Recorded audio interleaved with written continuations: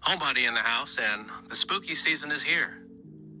Plenty of ghouls, ghosts, and goblins out there these days, so you'll find me inside. But before you go knocking door to door, trick-or-treating, or visit a haunted house, I invite you to enter the only house that is as mad as I. My house. Long ago, sometime in the 70s, a little-known film known as Jaws, made by the young visionary Steven Spielberg, became an American phenomenon that rippled throughout the world. Meanwhile, in Japan, the television industry was taken over, and movie studios were in need of a hit like The Big Scary Shark. Nobuhiko Obayashi, an artist at heart, was directing commercials at the time and caught attention of film producers at Toho Studios, the same company that brought you the other big monster. Obayashi's creativity was shown in his work, and they felt that he could be the right kind of ambitious unknown filmmaker who they could market to bring Japan their own Jaws-like blockbuster. Obayashi didn't want to copy Jaws with another killer beast.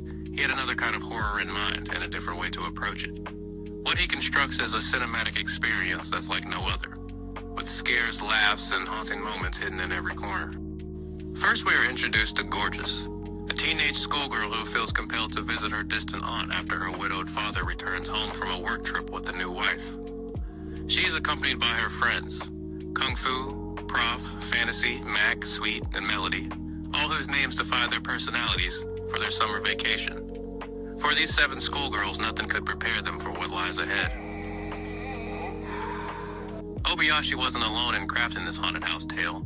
A major collaborator for many of the film's ideas came from none other than his 10-year-old daughter.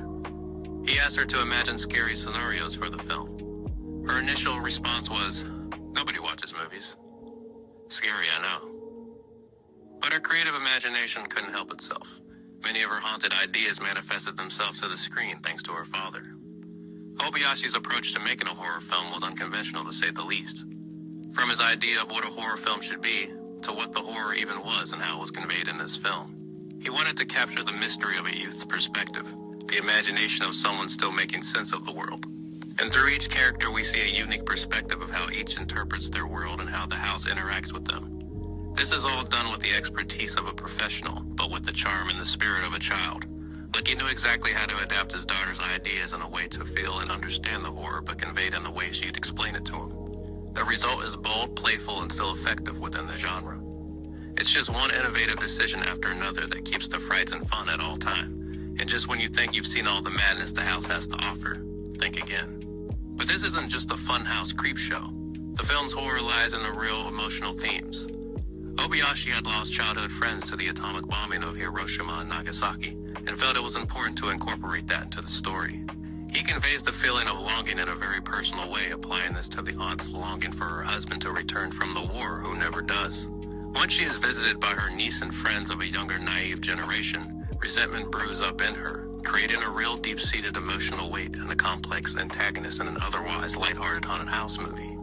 Although Toho Studios was quick to greenlight the film, they were hesitant to make it. They knew it was crazy and other filmmakers didn't want their names attached. Oddly enough, this delay of production worked in Obayashi's favor. It became a phenomenon before it even became a film, with book adaptations, soundtrack, and radio dramatizations. Once it finally premiered, it was met with mixed reviews, but it was basically bonkers from the start.